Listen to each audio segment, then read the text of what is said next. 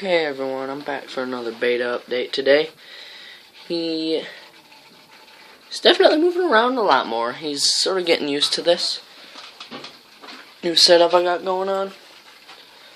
When I do change his water and everything, this Sunday is when I'm planning on doing it. When I do change his water, I'm going to clean out this thing. Which I did have this for my mice, but I'm going to be getting rid of them pretty soon because I don't want them no more.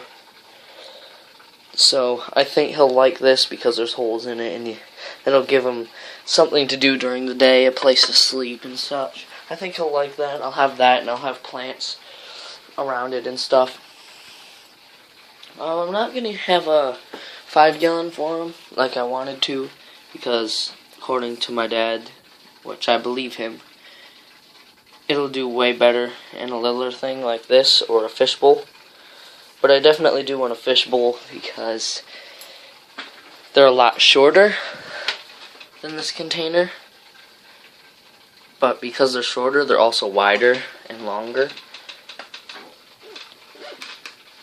So, I think you'd like that a lot more. But here he is.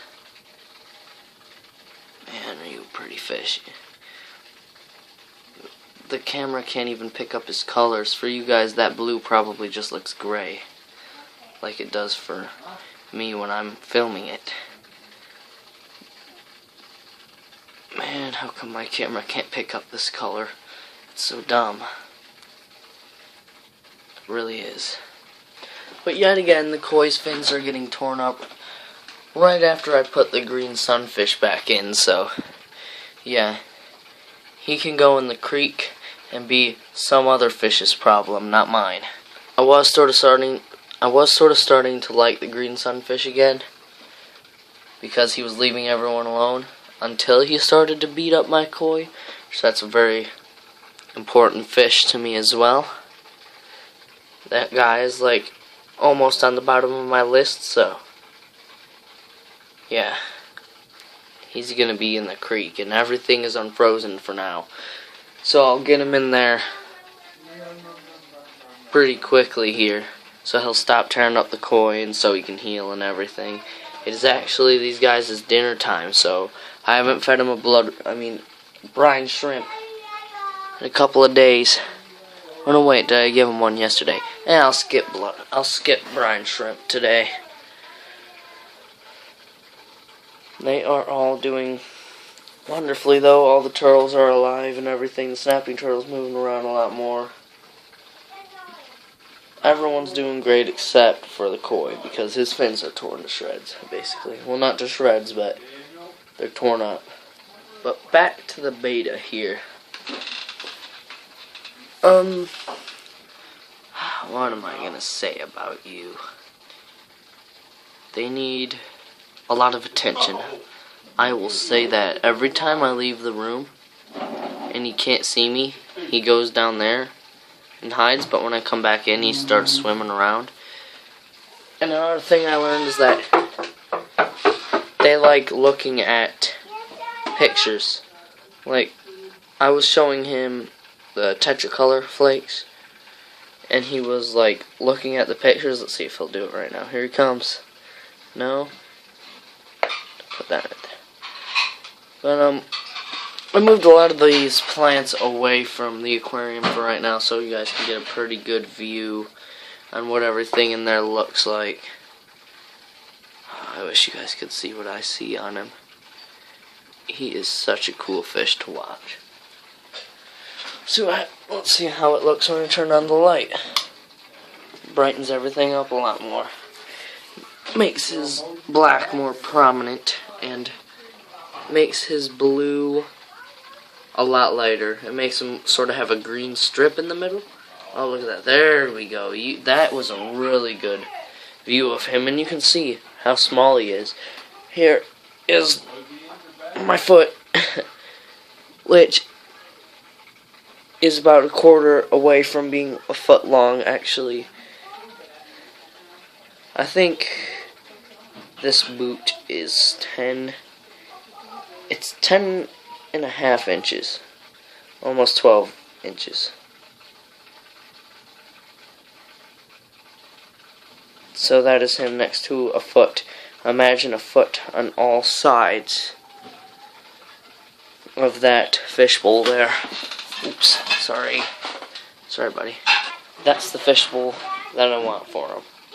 It'll be much lower too, so instead of swimming at the top here, he'll be swimming at the top still, but them plants will look like they're a lot bigger. I did want to put this cave in there, but it's a little too big. That one's pretty small. So, until I get the bigger bowl, I think I'm going to leave that out.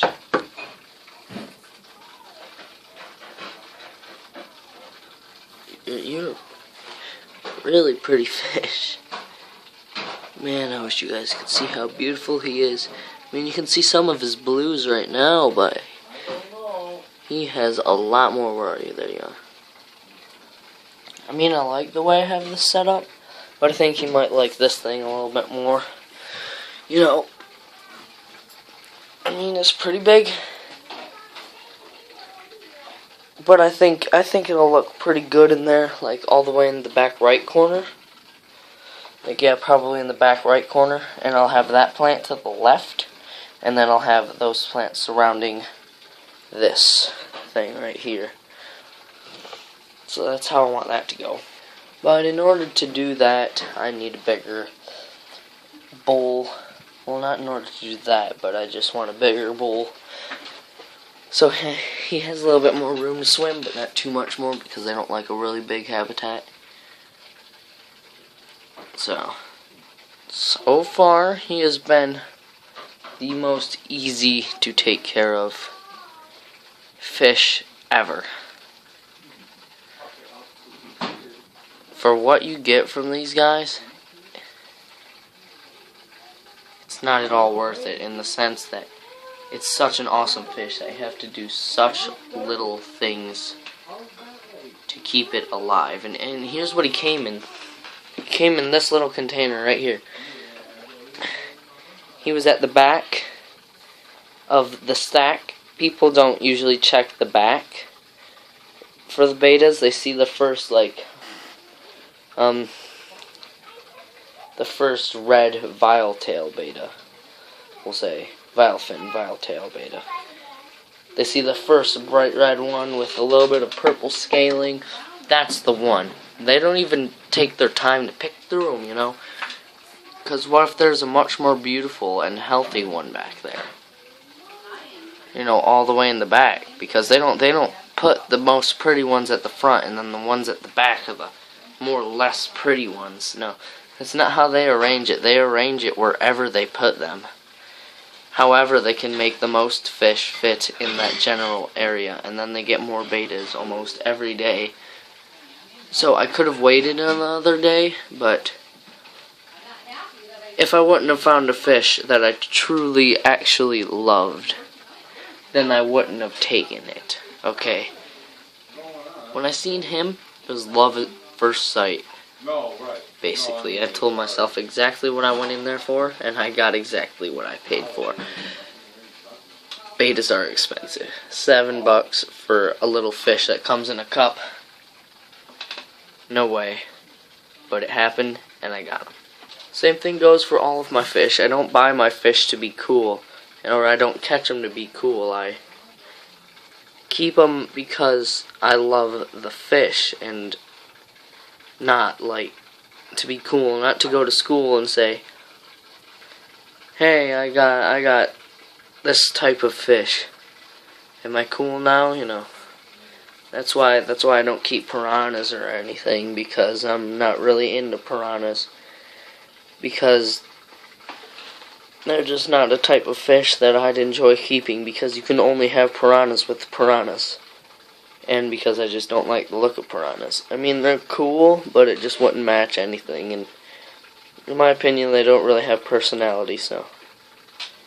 Betas have a lot of personality. They don't sit and do nothing. If they do just sit there and do nothing, your beta has a problem.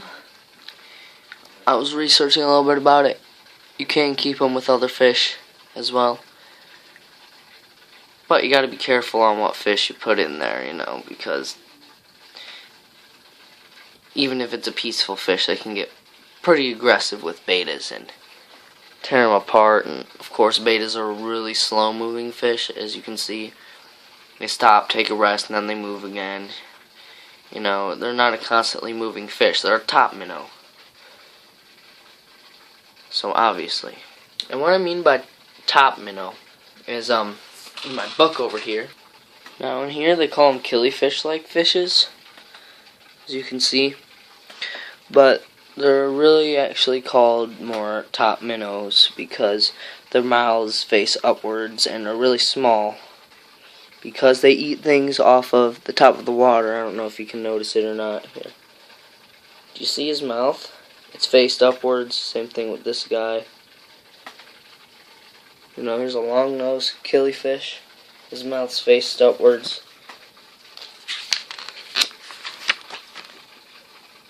And I've had a central mud minnow before. That's the only killifish-like fish I've ever had.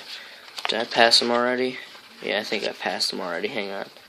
Here it is, the central mud minnow. I've had one of these, and it moves around exactly like the betta fish does. Like, where are you? Oh, there you are, all the way up at the front. Right there. They move exactly like the betta does. They move a little bit, mostly with their fins, a little bit with their tails. Then they stop and they sit.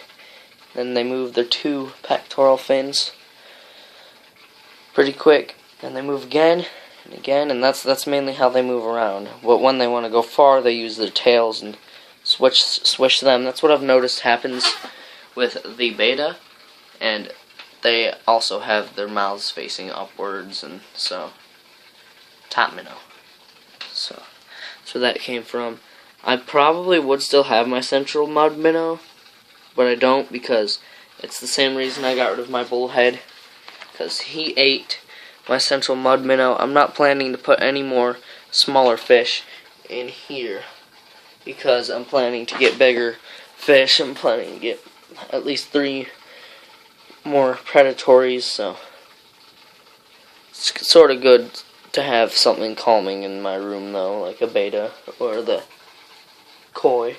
So when I get really angry, I can just come in, sit down, and take a look at the majesticness. Where'd you go? Oh, there you are. Of the betta fish. Being they have mostly small upward facing mouths, they eat really small food. I feed them 1 flake usually out of here, 1 to 2 flakes. Usually it's 1 in the morning and then 1 at night. That's all I feed him. 'Cause they don't eat a lot. They don't need to eat a lot. They have small stomachs. They don't eat big pieces of food, like, at all. Not even near to what these guys eat. I have all these gigantic fish in this aquarium, and they all eat a lot of food. And this guy just eats a flake, or eats 2 flakes every day. Which basically means I can't skip a feeding day. I have to feed him every day. But mainly it's because keeping the water clear and stuff. That's why they're such a popular fishbowl fish. But anyway, I didn't even finish my miter story. I'll keep going with that. So I went there. I didn't immediately start looking at the bettas. I started looking at the other fish because every time I go there I want to know how Myers fish are doing. All of them were healthy this time. All of them. Not a single dead fish. It's like finally someone stepped up on their game and said, you know what? These fish's lives are in my hands, so I'm the one who's got to take care of them. And they were healthy. The Oscars actually had some meat on them. It was the most amazing thing I had ever seen. Just wanted to say that the mire here on the pier did a good job. And see y'all later. Hope you enjoyed this video.